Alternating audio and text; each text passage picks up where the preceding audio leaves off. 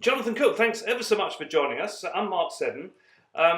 You're one of the foremost writers, commentators on the Middle East. Required reading for anyone who That's really very wants kind. to know That's very about kind.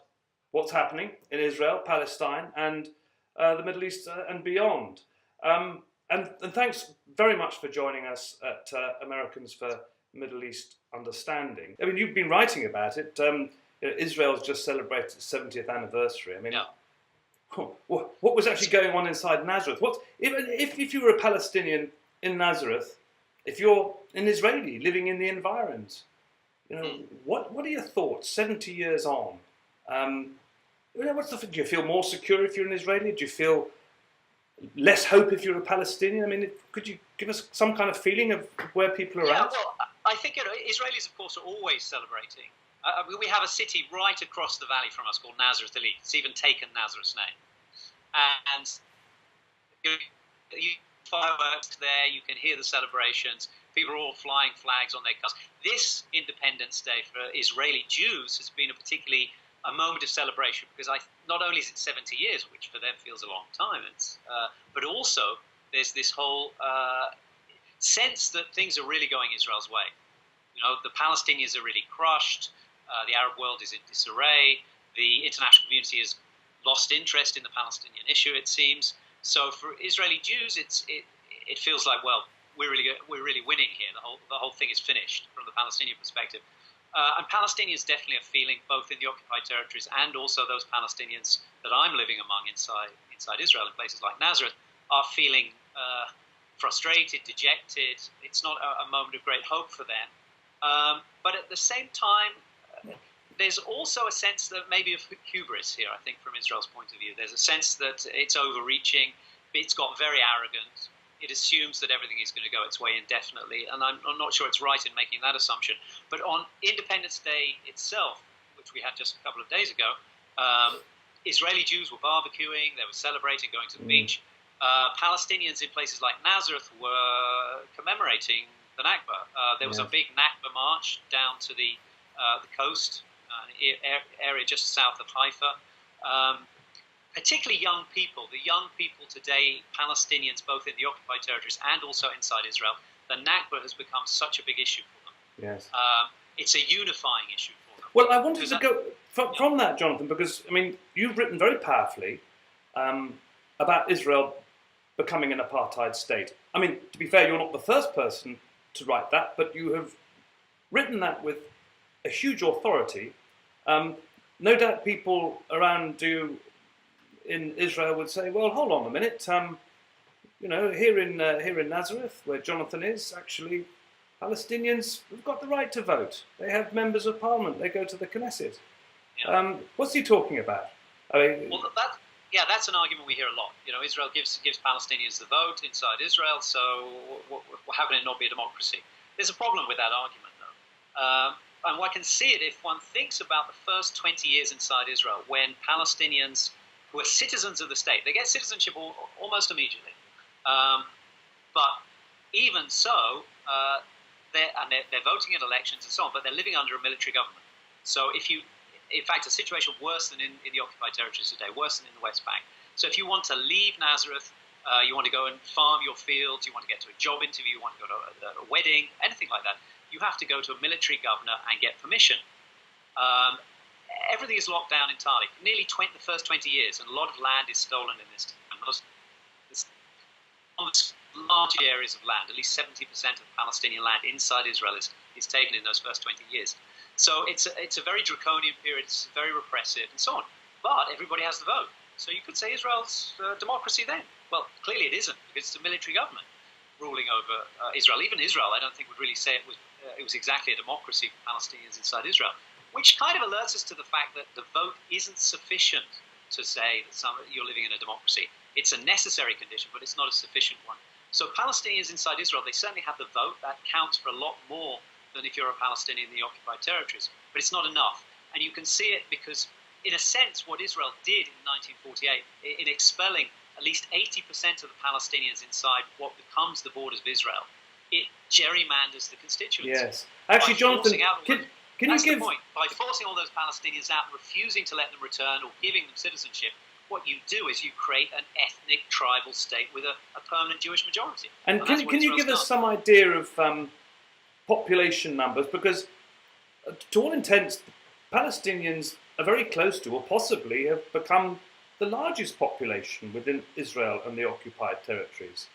But what is the situation of Palestinians in Nazareth, in Israel proper, if you like? What are their numbers, and what is the long-term future, or what do people have planned for Palestinians in Israel proper? Well, one of the things that happens every Independence Day is the Central Bureau of Statistics issues the figures for how many babies were born to the Jewish population, how many babies were born to the Palestinian population inside Israel. And there's a lot of concern about the demography, how many Jews there are against how many Palestinians. This is a really big issue and concern for people. So roughly the figures are, it's a little bit vague in this, because Israel includes the Palestinians living in East Jerusalem, who are under occupation as well. But if we include those figures in, we've got about 2 million Palestinians inside Israel, and we've got about 9 million Israeli citizens. So you could do the maths. I mean, they're a fairly substantial proportion of the population, a little bit more than 20% if you include the East Jerusalemites as well.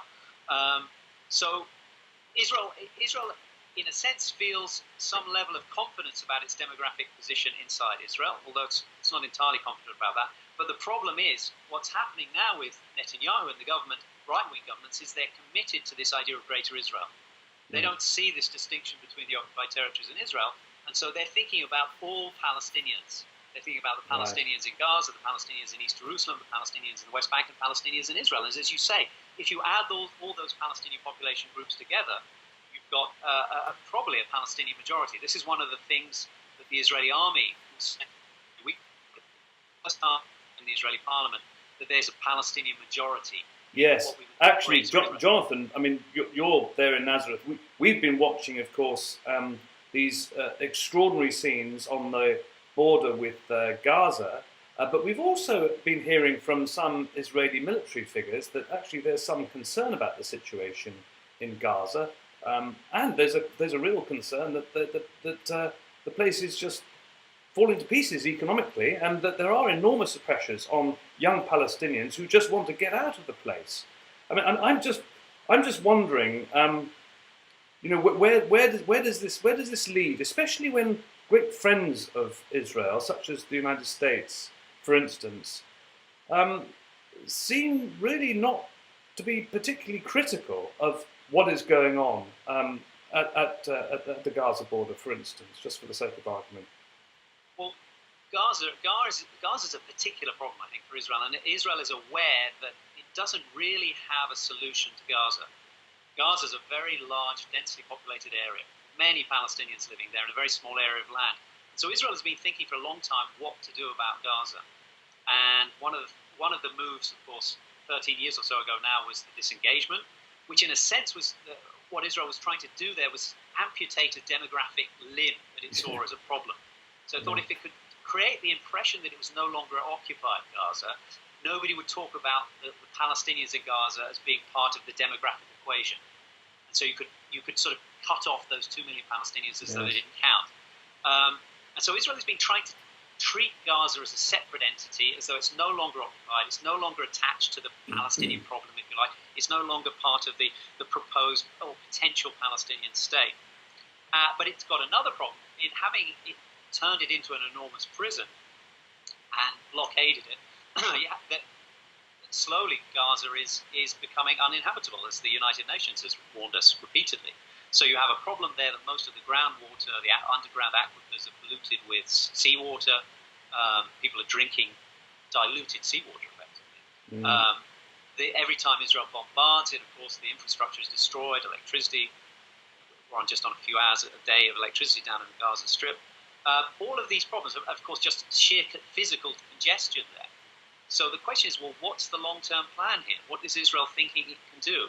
It's like a pressure cooker in there, and at some point, one assumes it's going to explode. And Jonathan, if I could just come in there, I mean, the pressure cooker possibly exploding, your analogy there to the situation, I mean, we've also seen these deep cuts from the Trump administration to the United Nations Relief and Works Agency.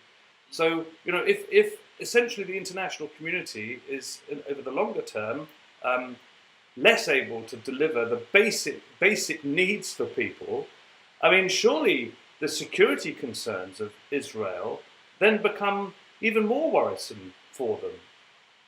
Well, yes, I mean, I think the issue is trying to work out what's Israel really doing here. This is what's, in a sense, testing. So we're all trying to work out what's the military strategy here, if you like, the diplomatic strategy.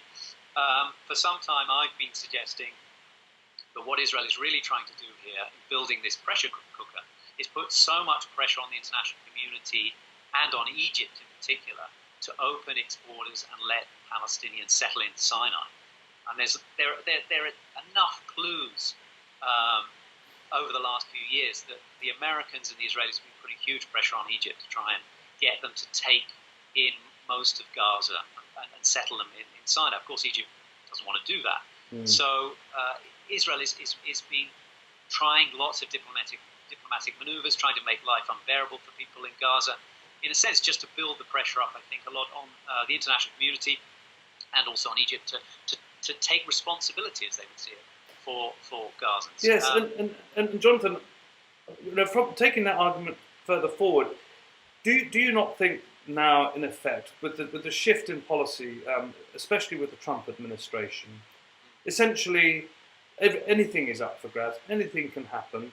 The United States did have a role traditionally as acting as a kind of, or trying to act as an honest broker. There was the time of shuttle diplomacy and much else besides, but we're into completely new territory now, and really for Americans who'll be watching this, and for Americans for Middle East understanding, I think there's been a long-term relationship between the United States and Israel, economically and militarily. But can you explain what it is that, for instance, organisations such as AIPAC here in the United States have enormous influence on the body politic? What is it that ties the United States so very closely to Israel, even when Israel is offending, it is claimed by many various international norms with what it's doing currently in the occupied territories? Well, I think that Israel is useful to America and has been for a long time. There are lots of reasons why I think this characterization of the American administrations as honest brokers is wrong. I don't think they've ever been honest brokers. I think they regard Israel as a very useful ally, client state in the Middle East. It's a very good deflection mechanism. Israel can take the flat. While we're all very upset about what Israel's doing here, of course, it often gives the Americans, it takes our attention away from what the Americans are doing. Often Israel does things on behalf of the Americans, taking out an Iraqi nuclear reactor here, bombing Lebanon there, which might be seen by the Americans as useful to their interests, but the Israelis, of course, pick up the tab for that. And it's kept Arab attention, public attention, away from the American role, I think, in the Middle East, and tended to turn it on to Israel. There's been a kind of divide and rule policy, and I think today, particularly, Israel is very useful in terms of its role, developing techniques, surveillance systems. One of the things I often say is that Israel invented the Homeland Security system. It came up with all the technology that nowadays is so much in demand among police forces, among militaries, among Homeland Security agents and agencies, and so on. So Israel's kind of created a niche market for itself in terms of controlling Arab populations, developing new warfare systems, new surveillance ideas, drones, all that kind of technology. Israel really is at the cutting edge of all of this, and then exports this knowledge and this information to Western powers, to everybody nowadays, pretty much. I mean, everybody's interested in the kind of technology Israel is developing. So Israel's quite useful to not only Americans, but particularly Americans, but also to other states around the world. And in the case of America, you have this very well-developed political lobby group, very powerful one. It targets people. It's learned over the years to be very effective. It picks off people individually. The Congress people are, it's not that the Israel lobby can collectively attack the Congress, but it can pick people off. And Congress people have learned to be very frightened of being isolated and vulnerable to attacks from the Israel lobby if they're not seen to be on side. So there's no doubt. So I mean, for what it's worth, as a journalist over the years, I've come into contact with the communications arms of the Israeli government, and it's very impressive. There's no doubt about that. It's very effective, and that brings me on to another question, I suppose, which is, and listening to your arguments about Israel and the benefits for the relationship it has with the United States, but also enormous disbenefits historically for all the reasons that we know. And that brings me to another question, really, is why do you think that the Palestinians have not really been as effective as the Israelis have in their lobbying activities and public relations activities and all the rest of it here in the United States? Well, you can see the reasons for that. The Palestinians were a traumatized people after 1948. They were dispersed. They were dispersed everywhere.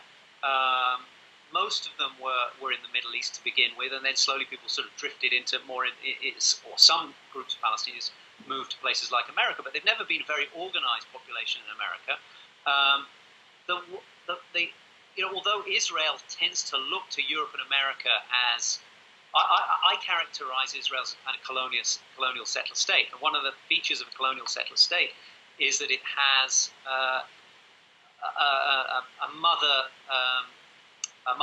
if you like, a place where the original people who came to settle were from.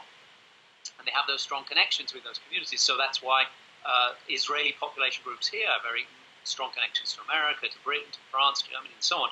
And they use those connections with populations back home. These kinds of connections are very important. They're organic. And people speak the language, they understand the culture. You only need to look at somebody like Netanyahu, who was an ambassador and lived for many years in America. He thinks of himself as knowing the American mind very well, how to sell things to Americans, how to sell an argument, an ideology, and so on. It's really so much true of Palestinians. They haven't been in the US long enough. They haven't developed those kind of connections. They're still, historically, they've been looking to the Arab world. They've been looking for help from the Arab world. And sadly, the Arab world hasn't really been much help to them. Hasn't really given them much support. I mean, I'm very interested, Jonathan. I'm interested in your analogy, the settler regimes, this idea of essentially a colony, if you like, because as you know, elsewhere, whether it be in South Africa or in Algeria or in Angola, to differing degrees, the settlers. And essentially, I mean, look, there have been Jews living in Palestine since time immemorial. But to all intents and purposes, past 70-odd years, very large numbers of people have moved to Palestine who could be construed as settlers in the same way that the French colons were in Algeria and the Afrikaners are in South Africa. But essentially, there has been a compromise. People in those other countries have reached a deal. But if you look, you could argue right now at the situation in Israel, it seems to have to get to a tipping point before people are prepared to think again about having a deal. And I'm just thinking, just in brief, what we've heard recently from some of the language we've heard from, Defense Minister Avigdor Lieberman, I wrote it down, who said of the recent clashes on the border with Gaza, there are no innocent people in Gaza. And also we have the spokesman of the ruling Likud party, who said that at one stage he said that 30,000 protesters in Gaza are all legitimate targets. The most extraordinary language. This does not give you the idea that there is a mentality, at least amongst those currently ruling Israel, of the chance of a historic compromise, as there might once have been between the Afrikaners and the majority in South Africa. Yes, it certainly looks that way, but I think it can look that way without necessarily being so true. I mean, part of the reason you have to ask yourself is why would somebody like Avigdor Lieberman or the Likud party or Netanyahu think about making compromises? What pressure is on them to do that? Absolutely none.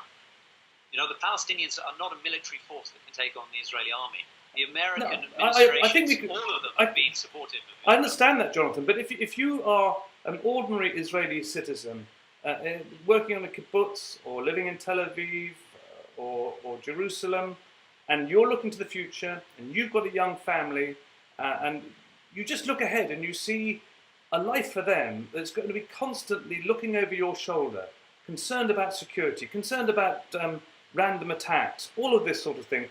Would you not, in the longer term, like most people think, well, I would like to have some kind of deal whereby I can live with my neighbours and we can do without all of this violence? I mean, is there not pressure, or has that pressure now gone from within Israel?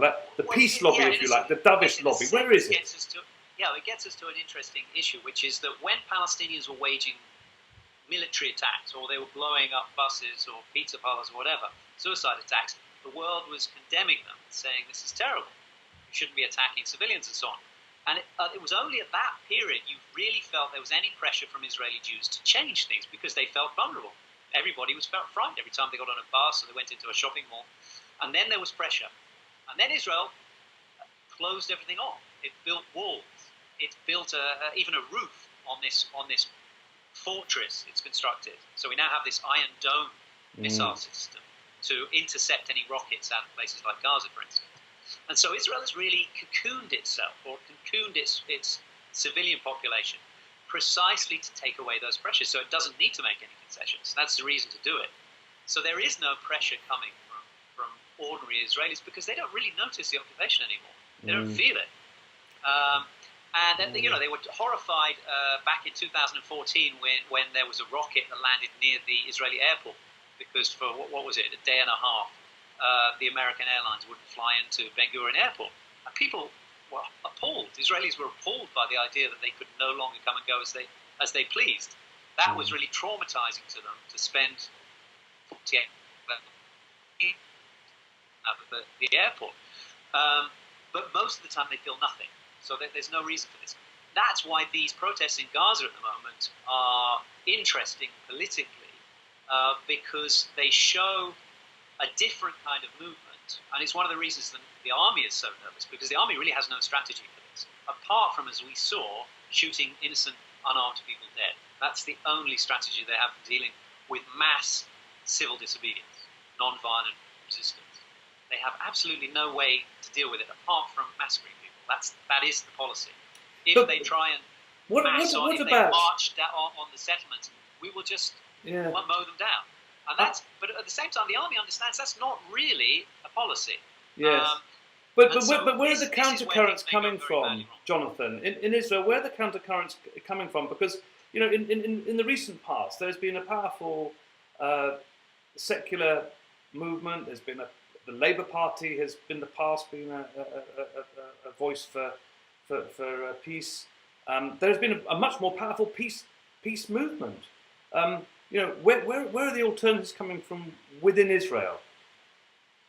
Well, in a sense, I think because things have got very comfortable for Israeli Jews, there's no sense that the Palestinians can resist, or hasn't been. They're just encaged now. And the economy is doing very well. Israel's economy is one of the strongest in the world. Some of that based, I suspect, on the oppression of Palestinians. We've got these sort of perfect laboratories for testing. So many people here are involved in the military or homeland security industries. Huge numbers of people. Here, people talk about the startup nation in Israel. Well, what they really mean is the technological developments that go with oppressing Palestinians. So high-tech industry here is really the homeland security industry. It's surveillance systems and technology related to warfare. So there's so much of that. So many people benefit from that part of the economy. So these people are not looking for peace. I mean, in a sense, peace doesn't really help them. And so the system just carries along like this. And there's a sense that if we let our guard down, we've seen the Palestinians will try and destroy us, wipe us out, drive us into the sea, however people want to think of it, whatever terms they think of it. So people feel it's a zero-sum game. We're doing fine at the moment. Why disturb the apple cart? because things might Yes. go terribly wrong if we do. Actually, and that's why everything stays the same. yes. I mean, Jonathan, that neatly leads me on to something I've been very interested to ask you about, which is essentially it's something that you wrote recently. You said the Israeli right has introduced what is effectively a political test, dividing good Jews from bad ones, not only in Israel, but for Jews overseas. In other words, if you dissent, then you're somehow really outside the tent. And I thought about this because, as you'll be well aware, in Britain, where I've just come from, there's been a simmering row now for some months about claims of anti-Semitism within the official opposition party, the Labour Party. And it came to a head just a couple of weeks ago with the leader of the Labour Party, Jeremy Corbyn, being attacked by the British Board of Deputies of Jews, saying essentially he'd gone to a Passover event, but the event that he attended had been organised by a Jewish organisation that really was beyond the pale. So that sort of bears your argument out. But I mean, I was just wondering if that's the sort of test that you were alluding to in your article. What does it mean for arguments both within Israel, Palestine, and elsewhere, and how effective people can be who just disagree, who might say this is the wrong defence policy, this is the wrong way of doing things, we shouldn't be changing the Israeli constitution to do this or that. Civil liberties are very important. Where does it lead dissenters? Well, it leaves them very isolated. I mean, the point I was making here was that now we tend to gloss over certain things. For instance, like the BDS movement, Boycott, Divestment, Sanctions movement, which is a growing international solidarity movement with Palestinians. Now, one of the things Israel has been doing is it's been setting up special units in the Strategic Affairs Ministry to smear activists who are involved in BDS. Many of these activists are actually Jewish. They're often American, British Jews and so on are very involved they feel responsible for what's going on here, and they want to do something about it. And they've been very involved with solidarity movements for a long time. And if they are involved, even rabbis are good examples of this. We have rabbis who've been banned from coming into the country because they fall foul of this new anti-BDS legislation inside Israel. So they're not allowed into the country. Now, this is a very strange idea. If you think about Israel's founding, it was founded as a sanctuary for all Jews. And suddenly you have this political test going on, which is if you're in favor of a boycott movement, or if you're too outspoken on the occupation, we might not let you into the country anymore. So that's a political test. It's no longer all Jews are welcome. It's certain kinds of Jews are welcome if they are pro the Netanyahu government. That's pretty much the situation we're getting to in Israel at the moment.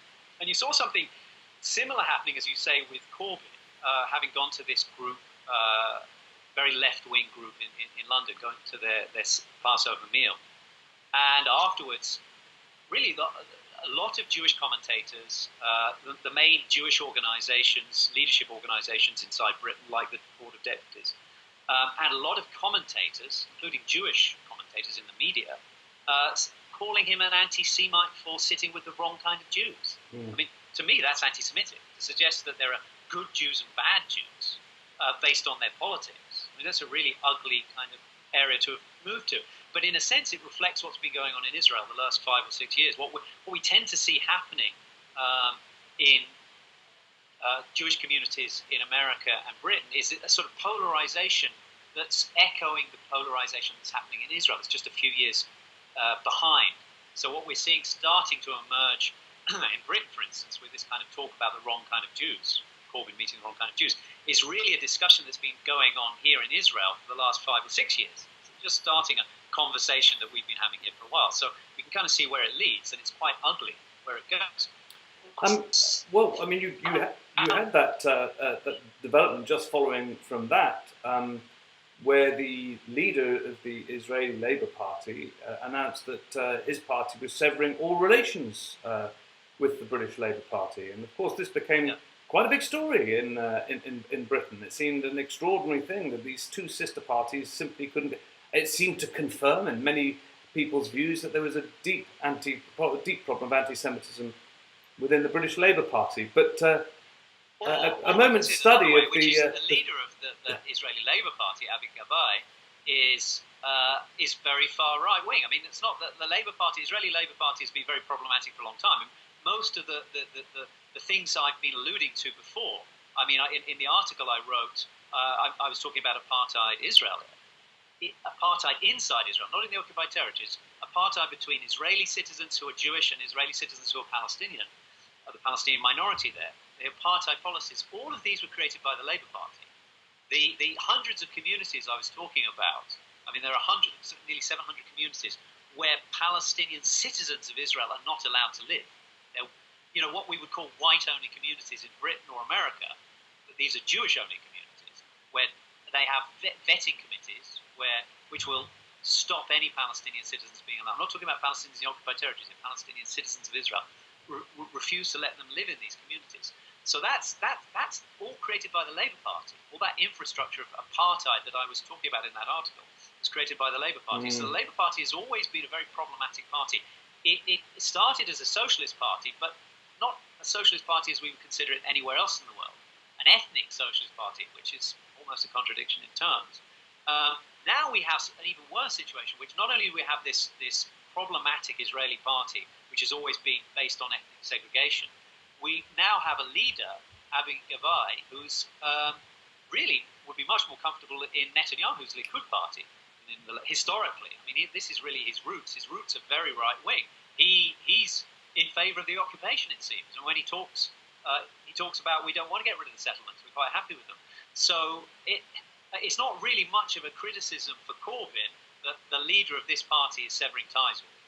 That doesn't really signify anything, I think, of significance about Corbyn. It tells us something about the Israeli Labour Party. It doesn't tell us much if I may, but could I ask you, I mean, as someone who has spoken out in a very forthright way, very publicly, has got a very clear view. I mean, do you personally come under pressure? Do you find that there's pressure put on the British media or other media to view you in a certain way? Because what we are seeing, it seems, in many respects, is that those journalists in America and Britain who take a different view of things, outside the kind of herd think, are being more and more isolated. Well, certainly that's been my experience here. When I arrived here, I was a very mainstream journalist. I've been at The Guardian and The Observer newspapers for many years. When I started writing here, when I was writing about the occupied territories, I was writing about quite often for mainstream media, like the Guardian, the International Herald Tribune, and so on. But one of the things I found very early on, I found even the most liberal media in the West, like The Guardian, if I was writing about the occupied territories, they were quite happy usually to publish it. But as soon as I tried to write about what was going on inside Israel, the issues about discrimination, institutional discrimination against Palestinians inside Israel, or I was trying to write about the problems of Israel as a Jewish state, claiming also to be a democratic state, that's quite a problematic concept. Jewish could mean here, it could be used in an ethnic sense, like white and democratic, or it could be used in a religious sense, like Muslim and democratic. And I think in those other examples, we probably think that sounds a little bit unlikely, that you could be a Muslim and democratic state, or you could be a white democratic state. We've been there before. But nobody really thinks Jewish and democratic is a problem. It's just bandied around as it's an unproblematic concept. So one of the things I was trying to do was look at this, unpack this idea. What is a Jewish and democratic state? How can you be a Jewish and democratic state when 20% of your population aren't included in that definition at all? So a lot of my journalism has been looking at that. As soon as I try and deal with those kinds of questions, I can't find anybody in the mainstream media who will publish me, including The Guardian. In fact, I effectively burnt my bridges with The Guardian, trying to get them to allow me to write about those kinds of stories. So in a sense, that what we have is we have a right-wing mainstream media, which really goes easy on Israel on everything. And then we have a liberal media, which is very critical of Israel on the occupation, but turns an absolute blind eye to what's going on inside Israel. That stuff, you don't really talk about it. And so for a journalist like me, you find that you just can't write for these publications. And if you do manage to get something in, early on I got a few pieces in like that, you get these huge backlashes from Israeli media lobby groups. We tend to think of the Israeli political lobby groups like AIPAC. We've heard of those. People are much less aware that there are equivalent lobby groups dealing with the media. like Camera, like the Anti-Defamation League, like Honest Reporting. And if journalists like me manage to get a piece into the mainstream media that they think of as too harsh on Israel, then they will mobilize enormous numbers of people to complain. And newspapers' editors are very frightened of this. They don't like it. And also, I think inside the media there's too outside of a media consensus. So if everybody else is saying X, then everybody wants to say X. And if you're saying Y, then you're not going to be included in the media discourse. And so I very quickly, just within the first couple of years, discovered that there was no way I could write about the things I really wanted to in the mainstream. And I had to make a choice. Either tone it down, change the emphasis of my journalism, self-censor, and then remain as a mainstream journalist, or carry on doing what I was doing, but accept that I was never going to be writing for big publications anymore. And I took that. Well, I'm sure people will be watching this, will be saying, "Please carry on doing what you're doing," because it's very, very important. And people are reading it and noticing it.